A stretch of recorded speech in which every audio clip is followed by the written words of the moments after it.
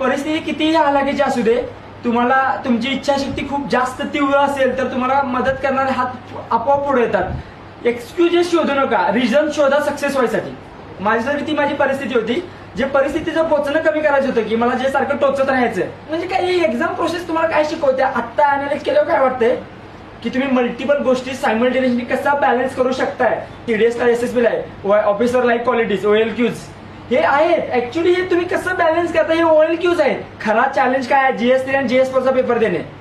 ज्यांनी मेन्स दिला त्यांना माहिती आहे, अंग पूर्ण थकलेलं असते.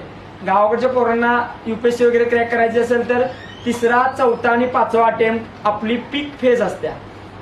त्या फेज मध्ये प्री उडू द्यायची नाही. प्री उडली की गणलं. जे क्वेश्चन सगळ्यांना अवघड जाणार आहे ते कधीच कॉलेज म्हणजे ते कधीच कट ऑफ ठरवणार नाहीये. जे सोपे आहेत आणि जिथे तुम्ही चुकताय तेच कट ऑफ ठरवणार आहेत. आपण काय करतोय, बाउन्सरच्या मागे लागतोय. ते पण तुम्ही काय करताय, आपण काय करतोय, सिली मिस्टेक करतोय. अवघड क्वेश्चनच्या मागे लागून कधीच प्री सुटणार नाहीये.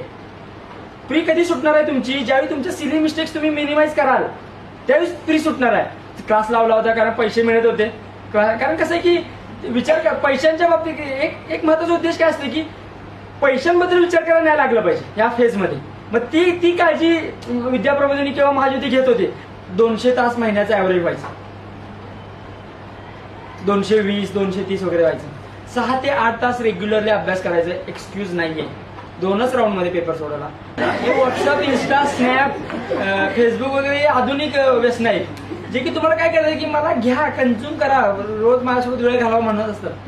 UPSC तुम्हाला काय करतात, तुम्ही स्पेसिफिक किंवा कोणते इंटरव्ह्यू पॅनल वगैरे असतं जे की ऍक्च्युअल असतं ते तुम्हाला इतकं कम्फर्टेबल. हा सर आइए, हा सर बैठिए, सर पाणी चाहिए, हा सर पाणी, चाय चाय बोल दो सर. इतकं भारी कम्फर्टेबल. हा सर आप कैसे आहे, कितने बजे आए थे, अरे इतना वेट करना पड़ा की आपको.